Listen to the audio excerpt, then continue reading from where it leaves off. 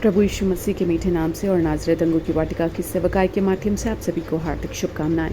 हर दिन ऐसे ऑडियो समाचार भाई क्रिस्टोफर राजा आपके लेकर आ रहे हैं। इस समाचार को हिंदी भाषा में आपके लिए अनुवाद किया जा रहा है। परमेश्वर के वचन को सुने और उससे आशीषों को प्राप्त करें। आज के ध्यान के लिए भी वचन की ओर चलेंगे। रोमियो की पुस्तक उसका 12वां अध्याय उसके 12वें वचन को ध्यान देंगे। आशा में आनंदित रहो, क्लेश में स्थिर रहो, प्रार्थना में नित्य लगे रहो। इस वचन में 3 विषय को हम देख सकते हैं। आशा में आनंदित रहो। देखिए, कई जगह पे कई लोग हमें छोड़ देते हैं, कोई साथ नहीं रहता, उस समय पर कई आशाएं होती हैं। तो परमेश्वर कह रहा है उन सब चीज़ों में, उन परिस्थितियों में आप आनंदित रहो। और देखिए, कई बार क्या होता है, जब दुख का समय आता है, कई परेशानियों से गुजरना पड़ता है। जैसे हम यूसुफ का उदाहरण ले सकते हैं। जब वो जेल में था या पोतीफर के घर पे था, वो एक विषय को जानता था कि परमेश्वर ने मुझे बाचा दिया है, निश्चय वो एक ना एक दिन मुझे जो है ऊंचे स्तर पर लेके जाएगा, ऊंचा उठाएगा, वो वाचा को वो पूरा करेगा। वैसा एक आशा के अंदर जो है हमें आनंदित रहना है। दूसरा, परमेश्वर कह रहा है क्लेश के समय में स्थिर रहो।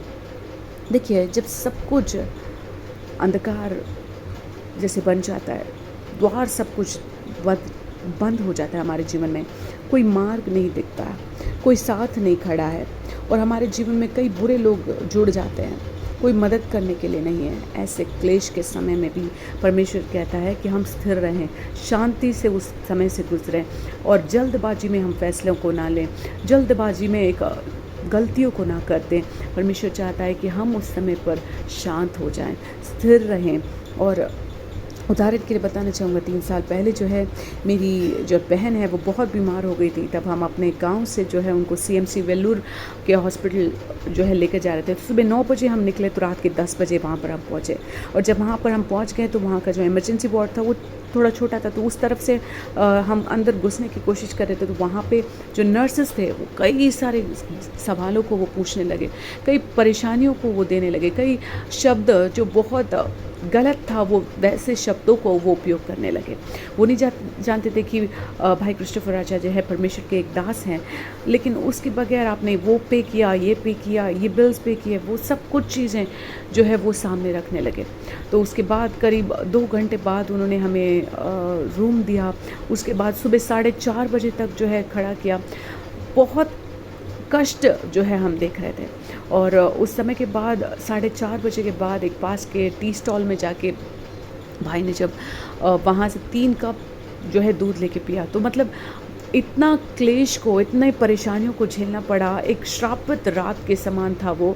और उस समय पे पूरी रात खड़ा होना पड़ा। उनको आर्थराइटिस की प्रॉब्लम है, फिर भी जो है उन परेशानियों से वो गुजरे। ऐसे एक रात को, ऐसे क्लेश के समय पर जो है वो स्थिर रहे, परमेश्वर पर विश्वास रखा। तीसरा विषय इस वचन में परमेश्वर ये कह रहा है कि प्रार्थना में नित्य लगे रहो।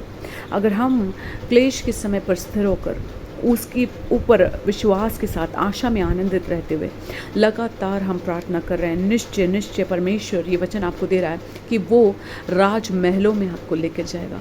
वो एक समय लेकर आएगा, आपके जीवन में परिस्थितियों को बदल डालेगा और राज महलों में आपको खड़ा करेगा, ऊंचे स्थानों पर वो खड़ा करेगा और जो कुछ भी उसने बोला है वो पूरा करेगा।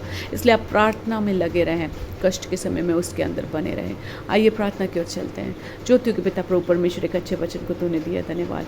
ये वचन तेरे लोगों के जीवन में बदलाव लेकर आए, जो भी शराब से मुक्ति पाना चाहते हैं, अंधकार की क्रियाओं में फंसे हुए लोग हैं प्रभु, जो बीमारियों से चंगाई देखना चाहते हैं, जो बैठ नहीं पा रहे, उठ नहीं पा रहे, खड़े नहीं हो पा रहे, उनकी परिस्थितियों को बदल डाल। कर्ज के दबाव से जो है उनकी ज़रूरतों को पूरा कर। एक एक को तेरे हाथों पे सौंपते हैं प्रभु। हृदय की गहराई से तुझे धन्यवाद देते हैं, तुझे महिमा देते हैं। जो कई समय के लिए जीवन साथी के लिए या एक बच्चे के आशीष के लिए प्रार्थना कर रहे हैं, उनके जीवन में वो आशीष उत्पन्न हो, समर्पित करते धन्यवाद देते हैं। यीशु मसीह के नाम से हम मांगते हैं, आमीन। प्रभु आपके साथ सदा रहे और आपको सुरक्षित रखे। धन्यवाद।